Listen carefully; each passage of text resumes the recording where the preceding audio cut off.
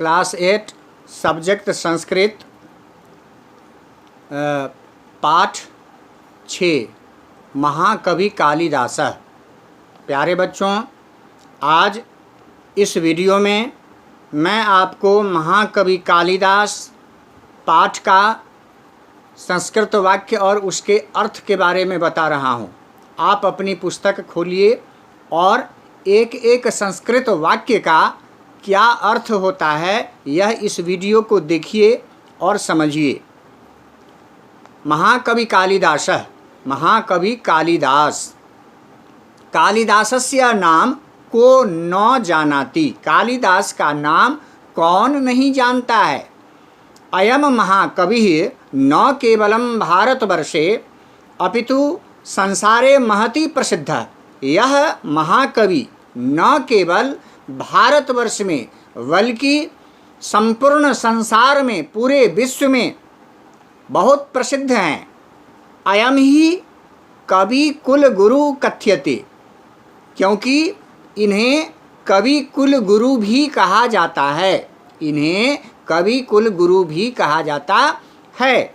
आंग्ल देशवासिनः तम शेक्सपियरः इति कथयन्ति। इंग्लैंड देश के लोग कालिदास को दूसरा शेक्सपियर कहते हैं। इटली देशवासिनः तस्य तुलनां स्वदेशस्य कवयः दान्ते जिनलाभ्यां च सह कुर्वन्ति। इटली देश के लोग कालिदास की तुलना उनके अपने देश के कवि दांतजिल्य के साथ करते हैं।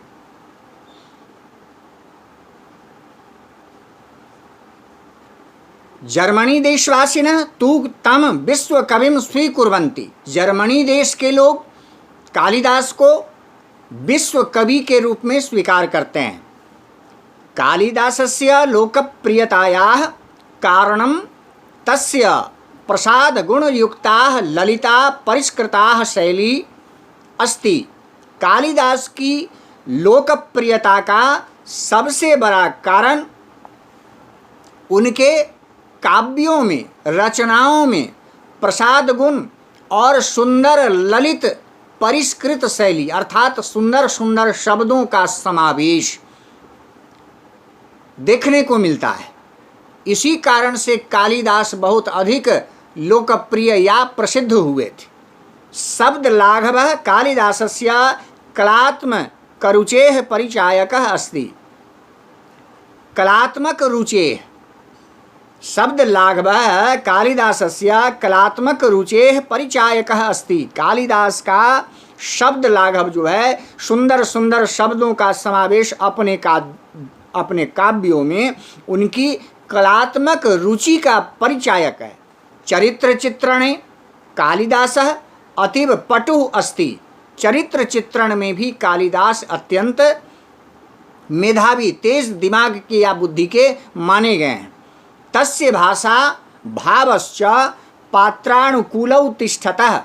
उनकी भाषा और उनकी भावनाएं, उनका भाव दोनों पात्रों के अनुकूल होता है।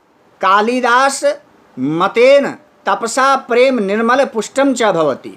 कालिदास के मतों के अनुसार तपस्या के द्वारा जो प्रेम की प्राप्ति होती है वह निर्मल और पुष्ट होता है। उपमा कालिदासस्य इति उक्ति प्रसिद्धा अस्ति। कालिदास की उपमा, उपमा माने उदाहरण, यह अत्यंत प्रसिद्ध उक्ति है। कालिदासेन विरचिताः सप्त ग्रंथाः सन्ति। कालिदास के द्वारा लिखे गए 7 महत्वपूर्ण ग्रंथ इस प्रकार हैं। पहला है रघुवंशम, दूसरा है मेघदूतम, तीसरा है ऋतुसंहारम, चौथा है कुमार संभवम और पांचवा है मालविकाग्नि मित्रम, छठा है अभिज्ञान शाकुंतलम और सातवां है विक्रमोर्वशीयम। ये 7 महत्वपूर्ण महाकाव्य कालिदास ने लिखा है। अभिज्ञान शाकुंतलम तो विश्व प्रसिद्धम नाटकम अस्ति। अभिज्ञान शाकुंतलम विश्व प्रसिद्ध नाटक है, संस्कृत महानाटक, जिसका विभिन्न भाषाओं में अनुवाद हुआ है। इसके अंतर्गत भरत का पुत्र दुष्यंत और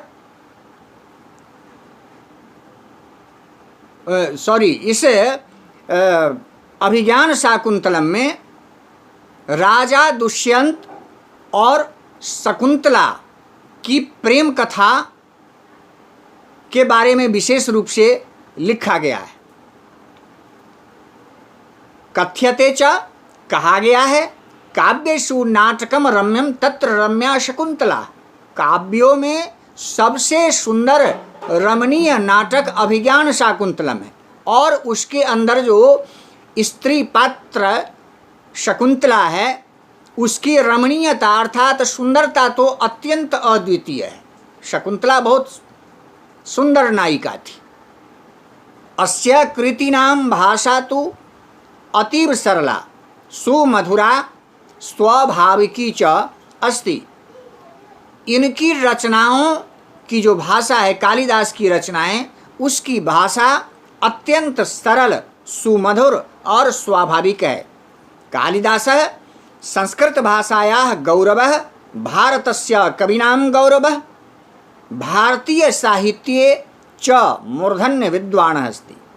कालिदास संस्कृत भाषा के गौरव और भारतीय कवियों के गौरव, भारतीय कवि में सर्वश्रेष्ठ कवि कालिदास थे और भाई भारतीय साहित्य के मूर्धन्य विद्वान मतलब बहुत बड़े विद्वान कालिदास थे।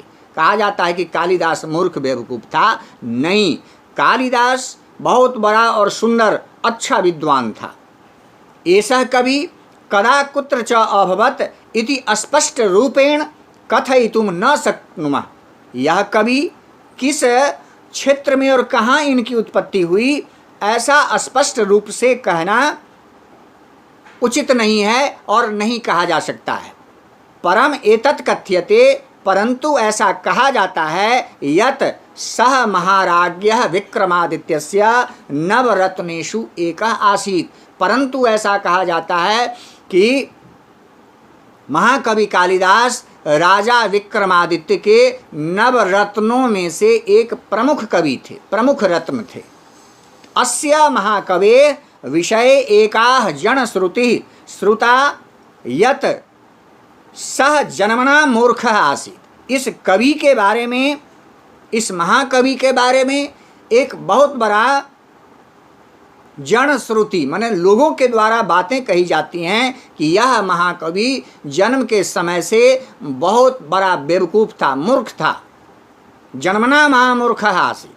केचन धूर्ताः पंडिताः तस्य विवाह एका विदुषी राजकन्यायाः सह अकारयन्, और किसी धूर्त पंडितों ने इनका विवाह एक विद्वान विदुषी राजकन्या के साथ कर दिया था जिसका नाम था विद्युत्तमा।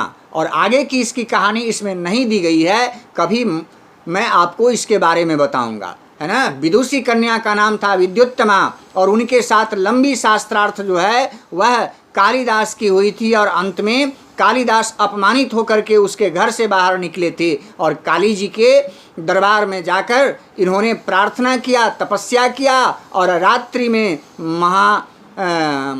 माँ काली ने इन्हें आशीर्वाद दिया कि सुबह होते होते तुम जितने भी पुस्तक को उलट डालोगे उसकी सारी विद्या तुम्हारी हो जाएगी। और इस तरह से उन्होंने ऐसा ही किया। नतीजा यह निकला कि कालिदास बहुत बड़े विद्वान हो गए। लेकिन इस कहानी का अंत इस प्रकार होता है कि अंततः कालिदास अपनी उस विदुषी पत्नी विद्युत्तमा का परित्याग करके सांसारिक जीवन में अलग जो है सो लग गए थे और अंततः उनकी एक अलग दुखद मृत्यु हुई थी। यह इस कहानी का पूरा अर्थ है। इसको आप कॉपी में इस वीडियो को देखकर अच्छी तरह से लिखेंगे और कुछ महत्वपूर्ण प्रश्नोत्तर व्हाट्सएप पर मैं आपको भेज रहा हूं, उसको आप देख करके फेयर की कॉपी में लिखेंगे और याद करेंगे। आज के लिए इस पाठ का कुल इतना ही।